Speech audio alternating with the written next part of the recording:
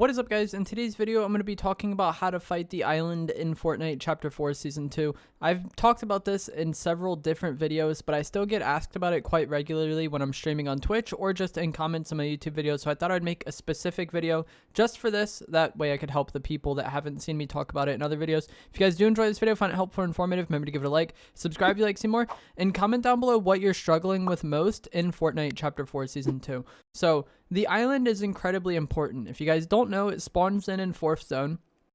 And this is where you get the mythic pulse rifle. And then you also get a refresh on slurp juice from here, which is the best healing item in the game. So I do think it is very much worth going for, but it is risky as there's oftentimes going to be players that fight you. And at this point in the season, a lot of people know how good the pulse rifle is. So I feel like more often than not, you're going to fight a lot of the better players that remain in the lobby at 4th zone at this island. And while that does sound like difficult, like I'm gonna have to fight the good players at the island, I feel like more often than not it's good, just because afterwards, if you do clear the island and you do get the pulse rifle, it just makes the rest of the game much easier for you. And I feel like more often than not, the game is probably going to be won by the player that captures the island. So I do think capturing the island and getting good at fighting this island will increase your win rate once you do start winning fights on the island.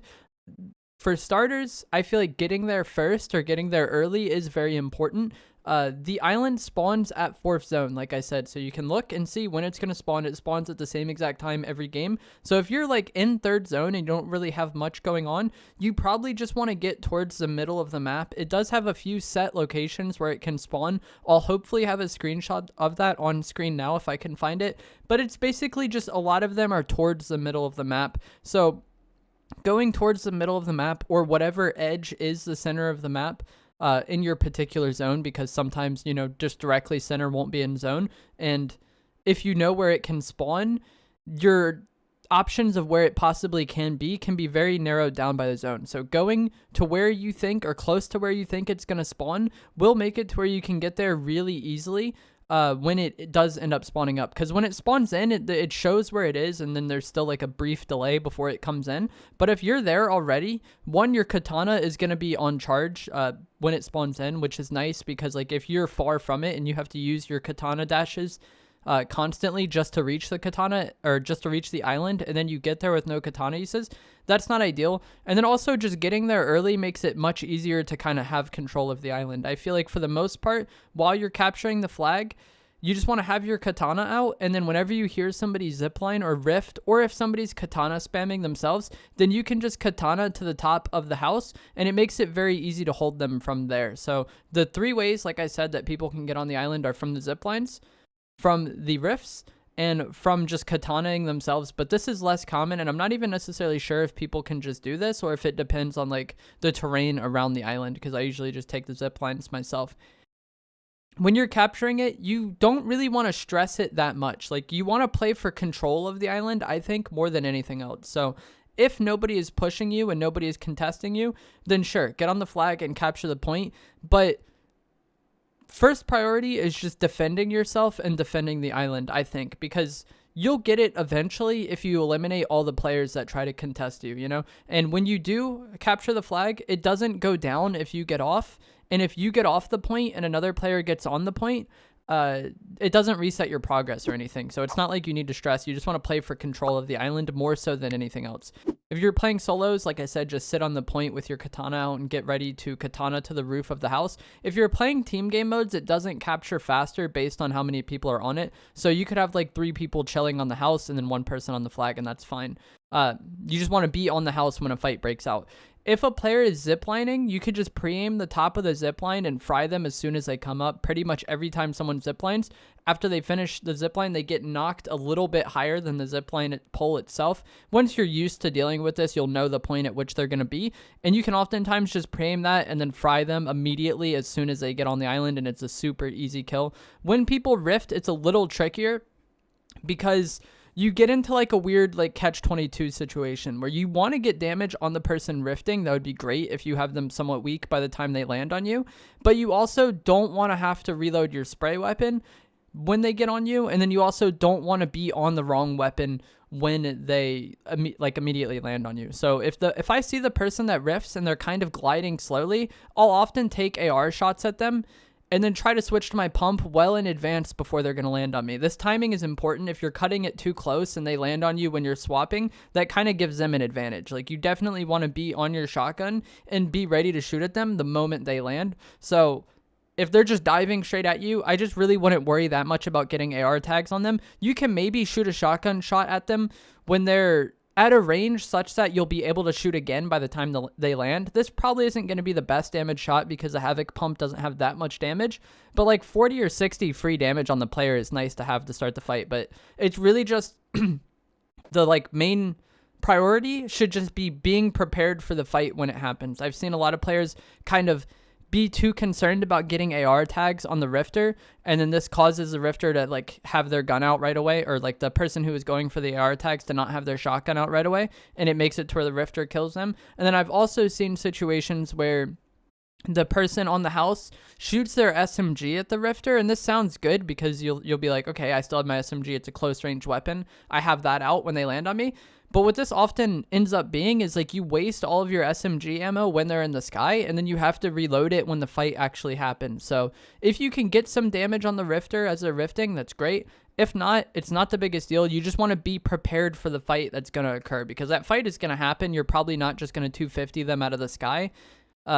Maybe you can if they were gliding incredibly slow, but it's not going to happen more often than not, I think. So you just want to be prepared for the fight. It's the same thing with the zipline. When they go up the zipline, you can pre-aim it with your AR and get some good damage in on them and probably just kill them outright sometimes. But if they come up with their katana, maybe shoot a shot or two and then just switch to your shotgun. It's just all about being prepared for that fight, because the fight on the house is like a huge 50-50 somewhat. And the slightest bit of hesitation when you're swapping your weapons or anything like that can get you killed super easily. If you're playing solos and you hear multiple people rift or zipline at once, I think it's best just to give up the house and chill inside and then third party them. Because if you have two players ziplining up, let's just say it's player A and player B, maybe you fight player A on the house and then player B just third parties you, or you fight player B on the house and then player A just third parties you. Those house fights are a huge kind of 50-50 somewhat, like I was saying. Like, there's not much cover involved. It's just going to be like raw shotgun aim that really determines the fight, I think. So getting third partied, it's probably a death sentence. Like, you're probably going to take a decent amount of damage. So if I know multiple people are coming at once, I try to just give up the house. And a lot of people are so tunnel visioned on the house that they'll just end up fighting each other, and then you can third party it, which is super nice. I've had this happen multiple times where just the timing is such that multiple people are on me at once. Give up the house, they end up fighting, and then I'm just the one third partying it. And it's the same way if you're the one coming up, or like, let's just say you're coming up at the same time as somebody else, and then there's already somebody else on there, just let them fight and then be prepared to third party it. Typically, if I am late on the island for whatever reason, when I go up to zipline, or if I rift, I try to just dive straight down and get on the house if I can without taking that much damage. If I'm ziplining up, which is typically what I do, I prefer to use the ziplines for whatever reason. I feel like it's just less time that the person has to shoot at you.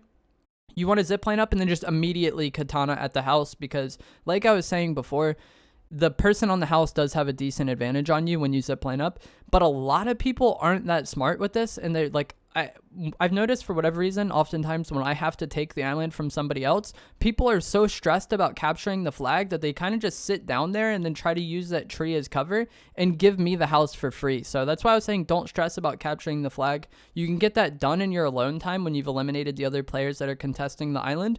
But I feel like, from what I've played, the people that are going to contest the island are going to contest the island, and winning those fights is more important than capturing the flag. You can capture the flag when they're all gone, or get progress in between them landing on you. But just winning those fights is paramount. It doesn't matter if you get the flag 90% capped. If somebody eliminates you, all that progress was for nothing.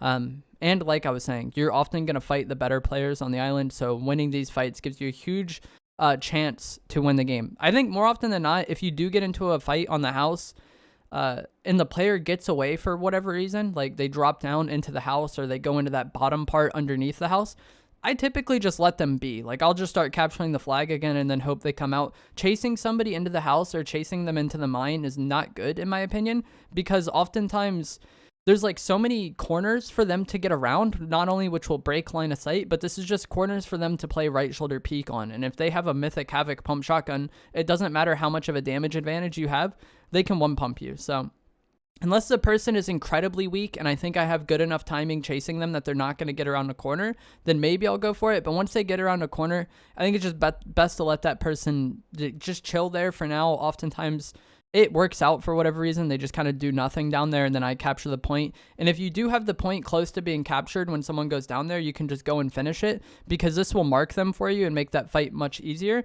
I will chase people sometimes if they jump off the island for whatever reason. This happens a decent amount, whether or not people jump off and then katana to save themselves, jump off and grab the zipline to save themselves, or even just katana off in general. Chasing them, if you have them incredibly weak, I don't think it's the worst thing, because oftentimes when the island spawns in, it like destroys all of the stuff around it. So if you're able to just like jump on them or katana onto them and then just hit a pump shot to finish them, if you have them super weak, it makes getting the kill easier. If I'd only done like 50 damage to them or something and they drop back down, I wouldn't be that intent to chase. But if you like 200 them, they katana off the island, you can just katana off and chase them. It's just not as risky as going into the house or going into the mine, because there isn't as many corners for them to get around and break line of sight, and then also have right shoulder peek for themselves. So, and like I already said, the people that contest you are probably going to contest you. So if they jump off and you have them weak, you might as well go and kill them, because they're just going to keep contesting you. And it's not like you're going to lose progress on that capture point.